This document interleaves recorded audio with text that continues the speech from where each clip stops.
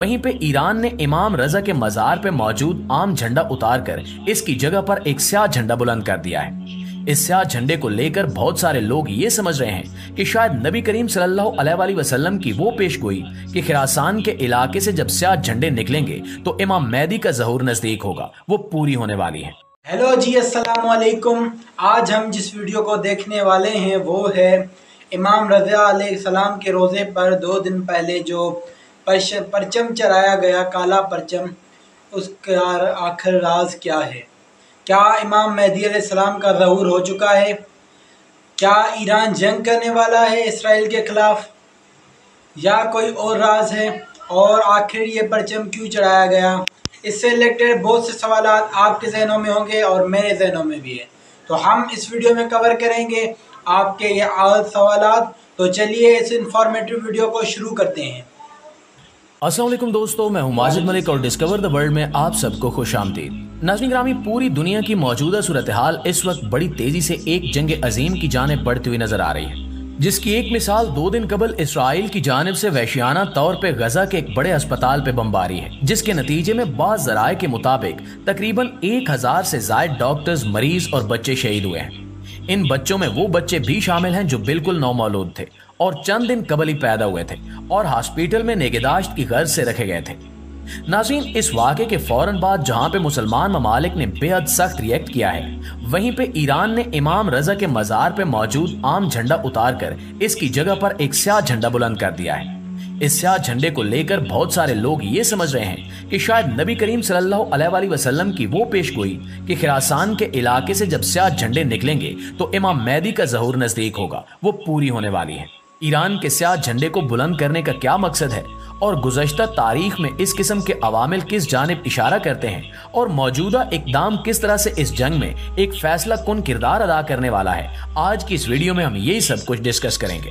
प्यारे साथियों, अगर हम हॉस्पिटल पे बमबारी की इस वहशियाना कार्रवाई के नतीजे में मुसलमान ममालिक की बात करें तो इनमें सबसे ज्यादा सख्त रिएक्ट उर्दन की हुकूमत ने दिया है, जिन्होंने इसराइली सिफारतकारों को अपने मुल्क से निकाल दिया है। और दूसरी जानिब तुर्की में भी बेशुमार अफराद इसराइली सिफारत खाने के बाहर जमा होकर इनके वहां से मुल्क बदर किए जाने का मुतालबा कर रहे हैं। इसके साथ साथ उर्दन में मुश्तिल अवाम ने इसराइली सिफारत खाने को आग लगा दी है।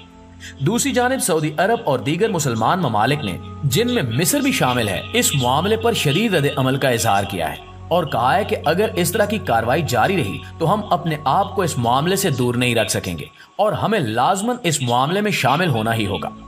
इसके बाद मगरबी ममालिक की बात करें तो जहां पे अक्सरियती मगरबी ममालिक इस वहशियाना बमबारी की मुखालफत करते नजर आ रहे हैं और इसराइल को मौरूद इल्जाम ठहरा रहे हैं, वहां पे अमेरिका समेत सरकर्दा यूरोपीय ममालिक, जिनमें फ्रांस, जर्मनी, बरतानिया और दीगर सरकर्दा यूरोपीय ममालिक शामिल हैं, वो इस मामले को इसराइल की गलती करार देकर ढांपने की कोशिश में हैं। और इसका एक बड़ा सबूत ये है कि अमेरिकी सदर जो बाइडन ने अपने गुज़श्ता दौरे में इसराइल को हर किस्म की सपोर्ट की यकीन दहानी करवाई है, यहाँ तक कि वो अमेरिकी कांग्रेस से इसराइल के लिए $10 अरब के इमदादी पैकेज की डिमांड करने जा रहा है। दूसरी जानिब अमेरिका के साबिक सदर डोनाल्ड ट्रंप ने भी इसराइल की गैर मशरूत हिमायत जारी रखते हुए सदर जो बाइडन की हुकूमत को शदीद तनकीद का निशाना बनाया है कि वो इसराइल की उस तरह से मदद नहीं कर रहा जिस तरह से की जानी चाहिए, और ये कि फलस्तीनियों को कुचलने में इसराइल की मुकम्मल मदद करनी चाहिए।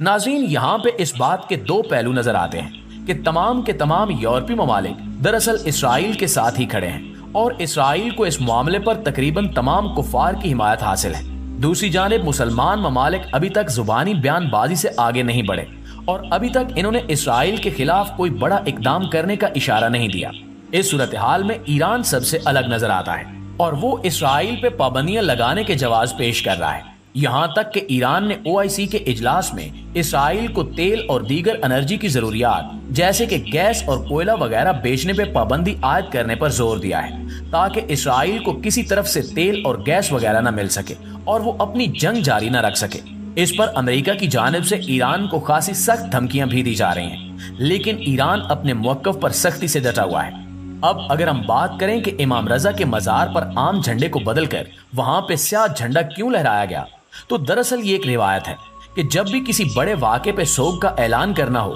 तो आम झंडों को स्याह झंडों से बदल दिया जाता है, और इमाम रजा के मज़ार पर होने वाली झंडे की ये तब्दीली भी इसी जानिब इशारा करती है कि ईरान फलस्तीनी शहदा के गम में सोग मना रहा है। अगर हम इसका तारीखी हवाला आपको पेश करें तो इसमें हम आपको बताएंगे कि ईरान की मिलिट्री इंटेलिजेंस के जनरल कासिम सुलेमानी को जब मगरबी ताकतों ने धोखे से शाम में कत्ल किया था तो ईरान ने इसके बदले के तौर पर अपने इलाके कुम में मौजूद एक बड़ी मरकजी जामे मस्जिद, जिसको जमकरन जामे मस्जिद कहा जाता है, वहां पे मौजूद झंडे को सुर्ख झंडे से तब्दील कर दिया था। और ईरानी आइडियोलॉजी के मुताबिक सुर्ख झंडा इंतकाम की निशानदेही करता है। गो के ईरान अब तक अपने जनरल की हलाकत का इंतकाम तो नहीं ले सका, लेकिन वो इस मामले में खासा सीरियस है और अब तक इस मस्जिद में मौजूद झंडे को नहीं बदला गया, जिसका मतलब ये है कि ईरान का इंतकामी ऑपरेशन अभी तक जारी है। नाज़रीन, अगर हम मजीद तारीखी हवाले देखें और पढ़ें तो हमें मालूम होता है कि इसराइल और अमेरिका पे तेल की पाबंदियां आयद करने की ये ईरानी तजवीज नहीं है, बल्कि ये मरहूम शाह फैसल की भी तजवीज थी, जो सऊदी अरब के साबिक बादशाह गुजरे हैं। 1967 की अरब इसराइल जंग के तनाजुर में उन्होंने ये धमकी दी थी कि अगर इसराइल को इस जंग से पीछे न खींचा गया तो हम पूरी मगरबी दुनिया को तेल एक्सपोर्ट करना बंद कर देंगे, जिस पे अमेरिका ने जवाबन धमकी देते हुए कहा कि अगर सऊदी अरब ने ऐसी कोई हरकत की तो हम सऊदी अरब के तेल के कुओं पर बमबारी कर देंगे, जिस पे शाह फैसल ने जवाब दिया कि ये आप लोग हैं जो तेल के बगैर नहीं रह सकते, जबकि हम लोग तो सहराओं में रहने वाले लोग हैं जो दूध और खजूर खाकर गुजारा करते आए हैं, और हम बड़ी आसानी से अपने उस दौर में वापस जा सकते हैं, बल्कि हम अपने तेल के कुओं को खुद आग लगा देंगे ताकि आप लोग इससे किसी भी तरह का कोई फायदा ना उठा सकें।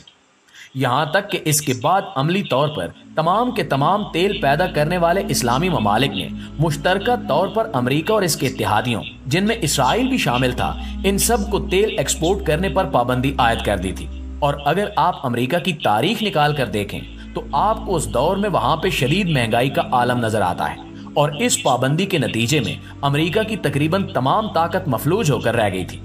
यही वजह है कि इसराइल ज्यादा बड़े इलाके पर कब्जा नहीं कर सका और इसे चंद ही इलाकों पे कब्जा करने का मौका मिला,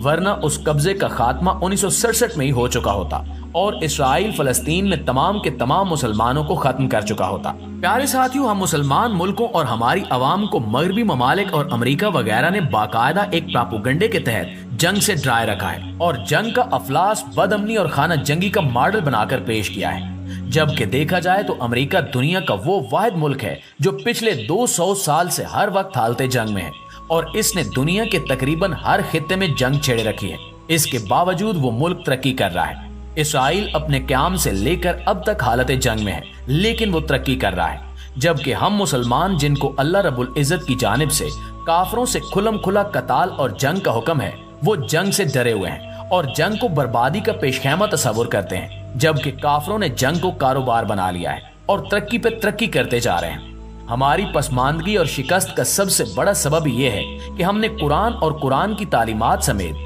अल्लाह रब्बुल इज़्ज़त के अहकामात और अपने रसूलुल्लाह सल्लल्लाहु अलैहि वसल्लम की वाज़ेह हिदायत को पसे पुष्ट डाल दिया है और अपनी शानदार तारीख के होते हुए भी हम लोग बुज़दिली का शिकार हैं। अगर आप इस्लामी तारीख उठाकर देखें तो जब तक मुसलमानों ने जंग को हाथ से नहीं छोड़ा और दुनिया के मुख्तलिफ इलाकों को फतह करना जारी रखा, तब तक मुसलमान ही दुनिया की सबसे ज्यादा तरक्की याफ्ता कौम थे और उसी दौर में मुसलमानों ने सबसे ज्यादा साइंसदान, आलिम और स्कॉलर्स पैदा किए। और जब से हम मुसलमानों ने बुज़दिली के हाथों जंग से किनारा कशी इख्तियार की है, तब से हम लोग मुसलसल तनज़्ज़ुली और पस्ती का शिकार होते जा रहे हैं और हर आने वाला दिन हम पे और हमारे ईमान पे सवालिया निशान सबत कर रहा है। अल्लाह से दुआ है कि वो हमें हिदायत नसीब फरमाए और अपने अहकामात पर अमल करने की तौफीक अता फरमाए और हमें उस बहादुरी से नवाजे कि जिससे तमाम के तमाम कुफार एक बार फिर वैसे ही हमसे खौफजदा हों, जैसे कि खालिद बिन वलीद और तारिक बिन ज़ियाद के दौर में हमसे खौफजदा हुआ करते थे, और हमें अपनी तालीमात पर अमल से इज़्ज़त अता फरमाए। आमीन। तो जी, ये वीडियो आपने देखी। अल्लाह ताला हमें नेक अमल करने की तौफीक अता फरमाए। और जो इसराइल है, हमें चाहिए कि हम जो कम से कम आवाज़ें उठाएं इसराइल के ख़िलाफ़। और आपने इस वीडियो में देखा कि किन किन मुस्लिम ममालिक ने ये जो इसराइल के ख़िलाफ़ आवाज़ें उठाई हैं और क्या रद्द अमल आया है और क्या हुआ है। और जो शहीद हुए हैं जो फ़लस्तीन में, अल्लाह उनकी मग़फ़िरत फ़रमाए। अल्लाह हमें भी तौफ़ीक दे कि हम आवाज़ें उठाएँ और जो है इसराइल के ख़िलाफ़, यहूदियों के ख़िलाफ़ आवाज़ें उठाएँ। और अब मैं मिलूँगा आपको ऐसी ही नई इन्फॉर्मेटिव वीडियो में। तब तक के लिए मुझे दें इजाज़त। अल्लाह हाफ़िज़।